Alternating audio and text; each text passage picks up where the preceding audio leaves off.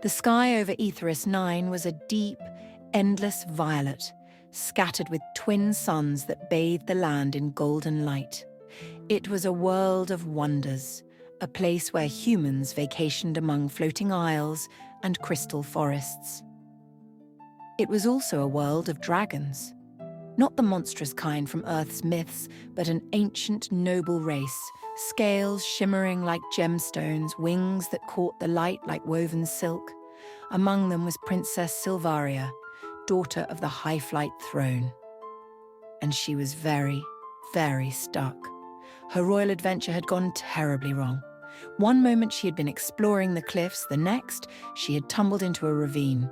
Her wings were too young to carry her back up, and the walls were too sheer to climb. She let out a growl of frustration. "I am a dragon princess. Someone should be coming for me." Someone did. A tiny human girl. She couldn't have been more than 6 years old, wearing a sun hat far too big for her head, clutching a stuffed animal under one arm. Her wide eyes locked onto the stranded dragonling with pure, unfiltered delight. Sylvaria bristled. This was not the heroic rescue she had imagined.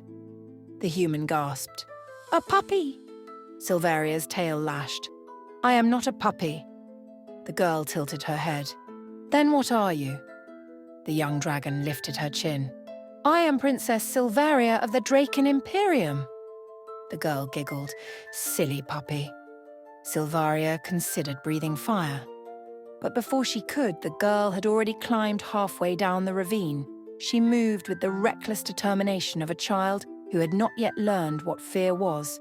With surprising skill, she wedged herself between two rocks and stretched out her tiny arms. "Come on," she said. "I'll help you up." Sylvaria blinked. "You are very small." The girl nodded.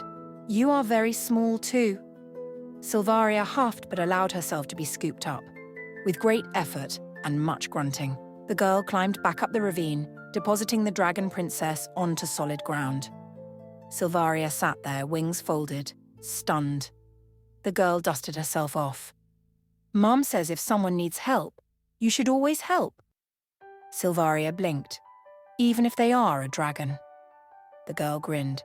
"Especially if they are a dragon." And that was the day Princess Sylvaria met Abigail. Years passed. The universe spun onward. Empires grew, battles were fought, and alliances shifted. But some things remained constant. Abigail returned to Aetherys IX every year, and every year she found Sylvaria waiting. The dragon grew larger, sleeker, more powerful, her wings stretching wide enough to blot out the twin suns. And Abigail, she grew too. No longer a child, but a woman. A diplomat, a scholar, a warrior in her own right. She had earned names of her own. But to Sylvaria, she was still the girl in the sun hat. Their bond was unshakable. Until war came. The sky burned red. The Draken Imperium was under siege. A rival faction had risen, and now Sylvaria's kingdom lay in ruin. The royal family was dead. The throne was gone. Sylvaria was alone. Except for one thing. As her enemies closed in, ships circling like vultures, there was a crackle over the comms. A voice. "Sylvie." The breath hitched in her throat. Abigail's voice was older now, tempered by time, a woman's voice, a commander's voice. But Sylvaria knew it as well as her own heartbeat. She turned toward the horizon, and there, breaking through the enemy blockade, came a human fleet. Sleek, deadly, moving with purpose. Leading them was Abigail. Later, when the battle had ended and the throne was restored, Abigail stood on the balcony of the royal citadel, gazing at the view. Sylvaria, no longer a princess, but a queen, stood beside her.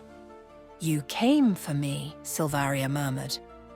Abigail smiled, resting a hand against the dragon's massive scales. "You saved me first." Sylvaria let out a deep, rumbling chuckle. "You were very small then." Abigail smirked. "You were very small too, The Dragon Queen stretched her wings, the fire of the setting twin suns catching her golden scales. "You are not so small now, little one." Abigail looked up at her friend, the mighty dragon who had once fit in her arms, now towering over entire empires. "Neither are you." And together they watched the sun set over their shared kingdom.